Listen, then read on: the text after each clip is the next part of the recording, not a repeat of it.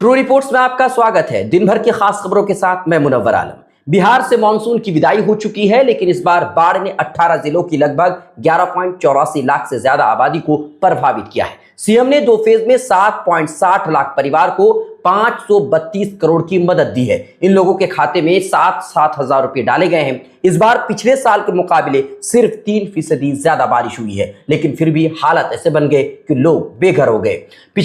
बिहार में पिछले 13 सालों में बाढ़ से लगभग 4300 लोगों की मौत हुई है। नेपाल की 2 नदियां हर साल पूरे बिहार को हिला करके रख देती है। बिहार के जल संसाधन मंत्री विजय चौधरी ने बताया कि नेपाल में बारिश ने 56 साल का रिकॉर्ड तोड़ दिया है। पड़ोसी देश ने 6.50 लाख क्यूसेक पानी छोड़ा था। इसी वजह से 56 साल बाद बिहार में कोसी का इतना पानी आया था। नेपाल में भारी बारिश के कारण गंडक, कोसी, महानंदा में पानी का लेवल बढ़ा था। पूर्णिया में रावण वध के दौरान सांसद पप्पू यादव बाल बाल बचे।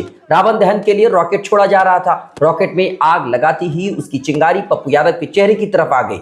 जैसे ही चिंगारी उनकी ओर आई, वो तुरंत पीछे हट गए। बिहार में डेंगू के मामले दिन प्रतिदिन बढ़ रहे हैं। शनिवार को बिहार में 90 डेंगू के मरीज मिले और पटना में डेंगू के 42 मरीज मिले। राज्य में अब तक 4570 और पटना में 2309 लोग पीड़ित हो चुके हैं। पटना में अब तक 5 और राज्य में 12 पीड़ितों की मौत डेंगू से हो चुकी है। डॉक्टरों ने कहा है कि डेंगू से बचाव के लिए मच्छरों से बचना जरूरी है। बुखार होने पर खुद से सिर्फ पैरासीटामोल छोड़कर कोई अन्य दवाई हरगिज ना ले, वरना ये मुसीबत का कारण बन सकती है। मुंबई में एनसीपी अजित पवार गुट के नेता बाबा सिद्दीकी की हत्या पर बिहार के नेताओं ने भी दुख जताया है। आरजेडी सुप्रीमो लालू प्रसाद यादव, पूर्व सीएम राबड़ी देवी, नेता प्रतिपक्ष तेजस्वी यादव, पूर्व सांसद पप्पू यादव ने शोक व्यक्त किया है। तेजस्वी यादव ने महाराष्ट्र में कानून व्यवस्था पर सवाल उठाते हुए कहा कि एनडीए शासन में लगातार हो रही ऐसी आपराधिक घटनाओं को क्या नाम देंगे। काफी दुखद घटना है जिस तरह से उनकी हत्या की गई है। हम लोगों को काफी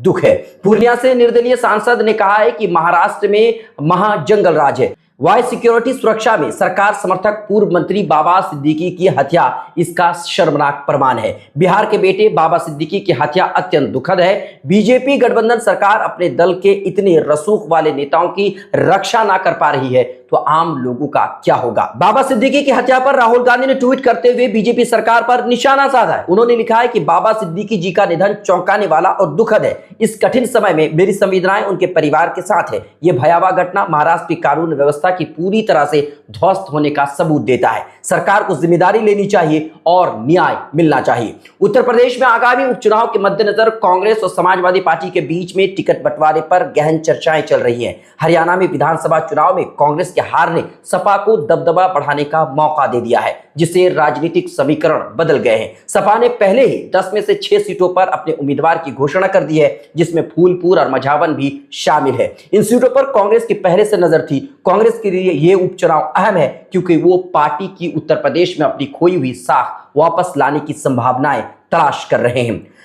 राज्य के कांग्रेस अध्यक्ष अजय राय ने यह प्रस्ताव रखा था कि कांग्रेस उन 5 सीटों पर चुनाव लड़ेगी जहां 2022 में विधानसभा चुनाव में भाजपा कमजोर थी। हालांकि सपा ने उनमें से 2 सीटों पर उम्मीदवार का चयन कर लिया है। कांग्रेस और सपा के बीच में सीट बंटवारे को लेकर के हो सकता है संग्राम छिड़ जाए। हरियाणा में बने बीजेपी के कार्यवाहक सीएम नायब सिंह सैनी को जान से मारने की धमकी मिली है। आरोपी को गिरफ्तार कर लिया गया है। हरियाणा पुलिस ने सीएम नायब सिंह सैनी को जान से मारने की धमकी देने के आरोप में एक शख्स को अरेस्ट कर लिया है, गिरफ्तार कर लिया है। पुलिस ने शनिवार को बताया कि जुलाना में एक व्हाट्सएप ग्रुप में हरियाणा के मुख्यमंत्री को कथित तौर पर जान से मारने की धमकी दी गई थी। खबर के मुताबिक व्हाट्सएप ग्रुप सोमवीर राठी जुलाना हल्का नाम से बनाया गया था। ग्रुप में लिखा था कि जो भी हरियाणा का मुख्यमंत्री बनेगा उसे मैं गोली से मार दूंगा, जिस तरीके से महात्मा गांधी को गोडसे ने गोली मारी थी। अररिया के रानीगंज में सड़क दुर्घटना में चाचा भतीजे की मौत हो गई है। विजयदशमी का मेला देख करके चाचा भतीजा लौट रहे थे। इसी दौरान रेशमलाल चौक बोगला जाने वाली नहर के समीप अज्ञात वाहन की चपेट में आने से दोनों चाचा और भतीजे की दर्दनाक मौत हो गई है।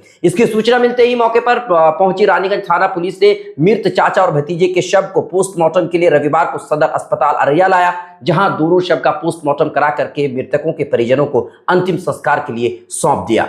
वही दूसरी तरफ नालंदा में शनिवार रात एक अज्ञात वाहन ने 2 बाइक सवार 6 लोगों को रौंद दिया। हादसे में 4 लोगों की मौत हो गई है, जबकि 2 गंभीर रूप से घायल हैं। जानकारी के मुताबिक सभी मेला देख करके लौट रहे थे। इसी दौरान यह हादसा हुआ है। टक्कर इतनी जबरदस्त थी कि दोनों बाइक के परखच्चे उड़ गए। घटना के बाद अज्ञात वाहन का ड्राइवर गाड़ी लेकर के मौके से फरार हो गया। वहीं घटना की सूचना मिलने के बाद पुलिस मौके पर पहुंच करके मामले की छानबीन में जुट गई। शव को पोस्टमार्टम के लिए भेज दिया गया। घायल सूरज कुमार और राजहंस कुमार को गंभीर स्थिति में पटना रेफर किया गया है। दोनों अभी भी बोलने की स्थिति में नहीं है। भारत और बांग्लादेश के बीच में हैदराबाद के राजीव गांधी स्टेडियम में खेले गए तीसरे T20 में 15 रिकॉर्ड्स बने हैं। भारतीय टीम ने पारी में 22 छक्के और 25 चौके लगा करके 232 रन बनाए, जो बाउंड्री के सहारे एक पारी में बने सबसे ज्यादा रन है। टीम ने 20 ओवर में 6 विकेट खोकर के 297 रन बनाए थे। ये टेस्ट प्लेइंग टीमों में हाईएस्ट T20 स्कोर रहा। ये भारत का हाईएस्ट T20 स्कोर भी है। संजू सैमसन ने 40 गेंदों पर सेंचुरी लगाई। वहीं T20 में सेंचुरी लगाने वाले भारत के पहले विकेटकीपर भी बने। ये भारत के लिए दूसरी फास्टेस्ट सेंचुरी भी रही। भारत ने पावर प्ले में भी अपना बेस्ट स्कोर बनाया है। आज तक के लिए इतना ही। बहुत बहुत शुक्रिया। कैसी लगी आपको वीडियो? अगर आपको अच्छी लगी है तो लाइक शेयर फॉलो कीजिए और हमारे चैनल को सब्सक्राइब करना बिल्कुल भी ना भूलें।